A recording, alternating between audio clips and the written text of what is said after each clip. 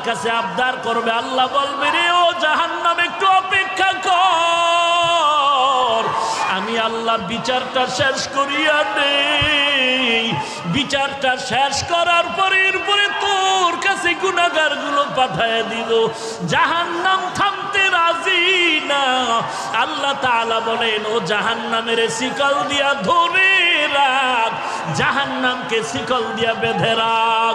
৭০,০০০ রহমতের ফেরেশতারা জাহান্নামটাকে বেঁধে ধরে রাখতে পারে না। আমার নবী সিজদায় পড়ে কাঁদেন, ও আল্লাহ জাহান্নামের ভিড়াও ভিড়াও, আমার একটা উম্মত যেন জাহান্নামে না যায়। জাহান্নামের ভয় আমার নবী সিজদায় পড়ে কান্না